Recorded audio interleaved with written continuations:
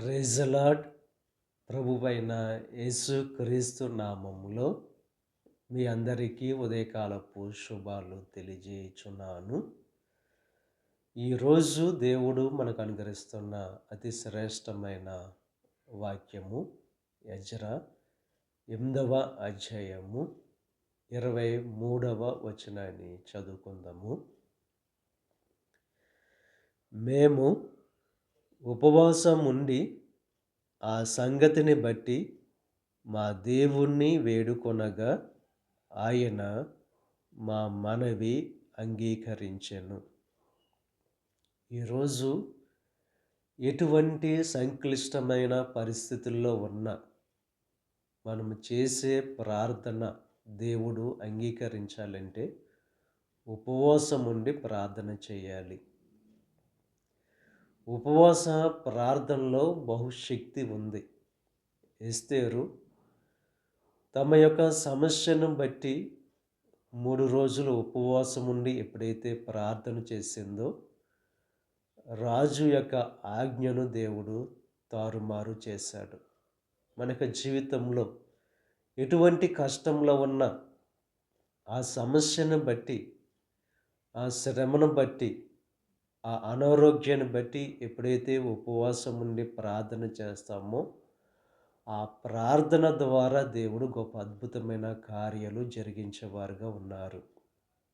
యోనా చేప కడుపులో 3 రోజులు ఉండి ఉపవాసంతో ఎప్పుడైతే ప్రార్థన చేశాడో 1,20,000 మంది రక్షణకు కారణమైంది. ఇక ఉదయకాల సమయంలో ఉపవాసంలో ఉన్న గొప్ప శక్తిని మనం గమనించాలి. ఉపవాస ప్రార్థన దేవుడు అంగీకరిస్తాడు. ఆ ప్రార్థన ద్వారా దేవుడు మన యొక్క జీవితంలో గొప్ప కార్యాలు చేసేవారుగా ఉన్నారు. యేసు క్రీస్తు దేవుని యొక్క కుమారుడైనప్పటికీ 40 పగళ్ళు రాత్రులు ఉపవాసం ఉండి ఎప్పుడైతే పరిచర్య చేశారో ఈ ప్రపంచాన్ని మొత్తము ఆకర్షించే పరిచర్య ఆయన చేశారు. మన యొక్క జీవితంలో కూడా అటువంటి గొప్ప పరిచర్య చేసేవారముగా, మన సమస్యల నుంచి విడుదల పొందుకునే వారముగా, మన బలహీనతల నుంచి స్వస్థత పొందుకునే వారముగా మనం ఉండాలంటే ఉపవాస ప్రార్థన ద్వారానే.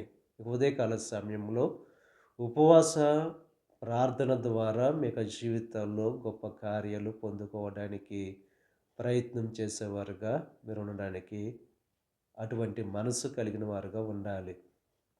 ఉపవాస ప్రార్థన అనగా మన యొక్క జీవితంలో ఉన్న కల్మషాన్ని కడిగి వేసుకొని ఎప్పుడైతే ప్రార్థన చేస్తామో ఆ ప్రార్థన దేవుడు అంగీకరిస్తాడు. మన హృదయంలో పాపాన్ని లక్ష్యం చేసిన యెడల ప్రభువు మన మనవి అంగీకరించడు గనుక ఏదైతే దేవునికి వ్యతిరేకమైన కార్యాలు ఉన్నావో ఆ కార్యాల నుండి విడుదల పొందుకుని పవిత్రమైన మనస్సుతో ఎప్పుడైతే ప్రార్థన చేస్తారో ఆ ప్రార్థన దేవుడు అంగీకరిస్తాడు గనుక ఆ రీతిగా ప్రార్థన చేస్తూ దేవుని ద్వారా అద్భుతమైన కార్యాలు పొందుకోవలసిందిగా ప్రభు పేరట మిమ్మల్ని కోరుచున్నాను. దేవుడు మిమ్మల్ని దీవించి ఆశీర్వదించి దేవుడు మీ ప్రార్థన అంగీకరించి మీ సమస్యల నుంచి, మీ అనారోగ్యాల నుంచి, మీ కష్టాల నుంచి, మీ ఆర్థిక ఇబ్బందుల నుండి దేవుడు విడుదల కలుగజేయును గాక. ఆమేన్. ప్రార్థన చేసుకుందాం. పరిశుద్ధుడా, మహోన్నతుడా, సర్వశక్తిమంతుడైన యేసయ్య, ఈ ఉదయకాల సమయంలో నువ్వు అనుగ్రహించిన అతి శ్రేష్టమైన వాక్యాన్ని బట్టి నీకు స్తుతులు చెల్లిస్తున్నాం దేవా. ఉపవాస ప్రార్థన చేస్తే ఆ ప్రార్థన నువ్వు అంగీకరిస్తావని చెప్పి నీ యొక్క వాక్యం ద్వారా బహు స్పష్టంగా తెలియజేస్తావు కనుక దేవా, ప్రతి ఒక్కరూ ఉపవాసం ఉండి ప్రార్థన చేస్తూ ఆ ప్రార్థనకు జవాబు పొందుకునే భాగ్యాన్ని ప్రతి ఒక్కరికి కలుగు చేయండి. ఈ ప్రార్థనలో ఏకీభవిస్తున్న ప్రతి ఒక్కరిని దీవించండి, ఆశీర్వదించండి. ఈరోజు తలపెట్టిన ప్రతి కార్యాన్ని సఫలం చేయండి. వారికి రాకపోకల్లో నీకు సహాయం అనుగ్రహించండి.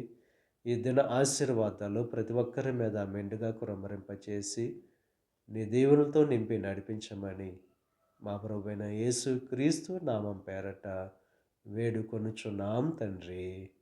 ఆమేన్.